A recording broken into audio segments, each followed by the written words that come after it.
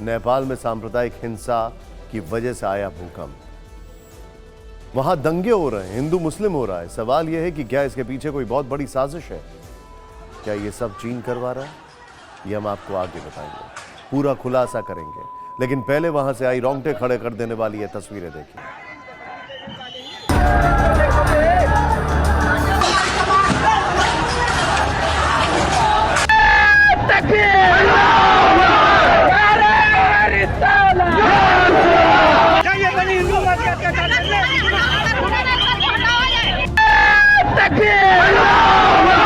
गुस्ताख नबी का एक ही सजा, गुस्ताख नबी का एक ही सजा।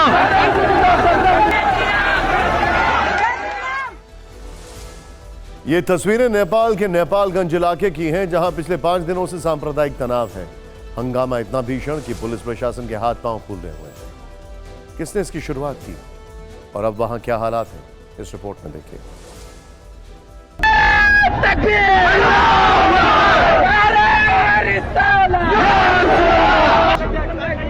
ईद मिलादुन नबी पर 1 अक्टूबर को जुलूस निकाला गया, लेकिन इसका मकसद क्या था, ये इन तस्वीरों को देखकर आप समझ गए होंगे।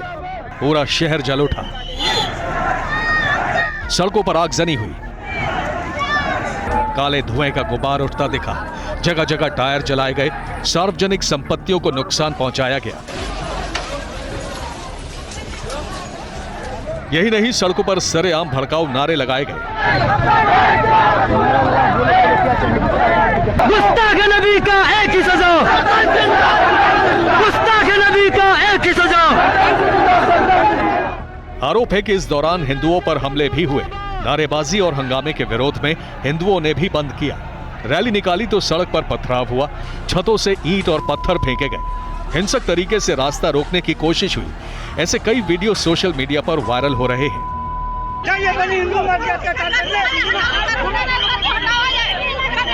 हिंदुओं की रैली पर यह हमला पुलिस वालों की मौजूदगी में हुआ। इस दौरान कुछ लोग उनसे बहस भी करते दिखे।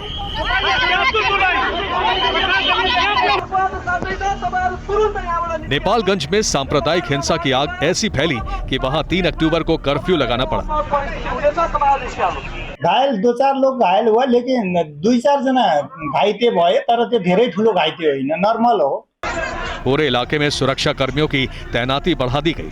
किसी भी तरह के विरोध प्रदर्शन या रैलियों पर पूरी तरह रोक लगा दी गई। नेपाल के 26 साल के इतिहास में यह पहली बार है जब वहां ऐसी सांप्रदायिक हिंसा हुई।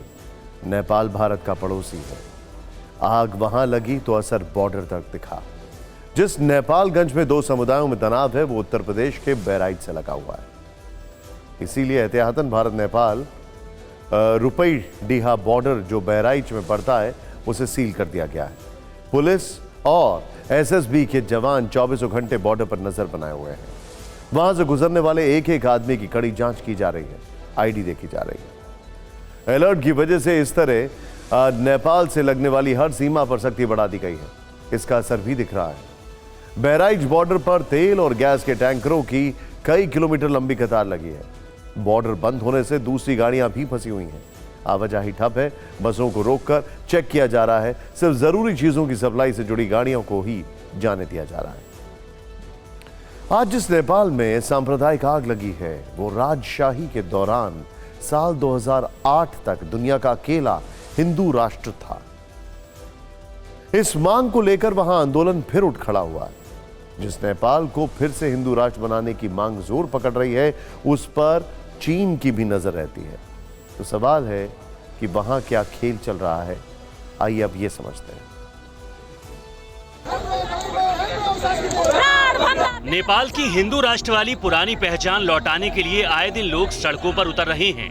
क्या महिला, क्या पुरुष, हर उम्र के लोग ये आवाज उठा रहे हैं।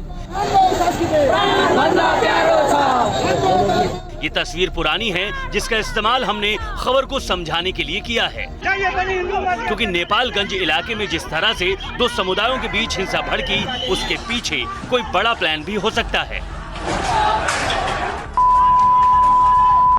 और इसका इस्तेमाल भारत विरोधी एजेंडे के लिए किया जाता है। नेपालगंज में जो हिंसा हुई, उसके वीडियो को फैलाने में इस प्लेटफॉर्म का भी इस्तेमाल किया गया। यही नहीं, नेपाल में चीनी भाषा के करीब 30 अध्ययन केंद्र हैं, जहां पर मंदारिन सिखाई जाती है। चीन के इन अध्ययन केंद्रों को भारत विरोधी मुहिम चलाने वाला माना जाता है। इसके अलावा चीन वहां के स्थानीय चुनावों में दखल देता है ताकि गांवों और शहरों में अपने उम्मीदवार को जिताकर अपना एजेंडा चला सके। नेपाल में अपने खिलाफ बोलने वालों को चीन सजा देना भी नहीं छोड़ता। आपको याद होगा, सितंबर में चीनी राजदूत के विरोध में बोलते ही नेपाल के पूर्व मंत्री और नेपाली कांग्रेस के नेता महेंद्र यादव पर जानलेवा हमला हो गया था। उन पर एक युवक ने धारदार खुखरी से वार किया था।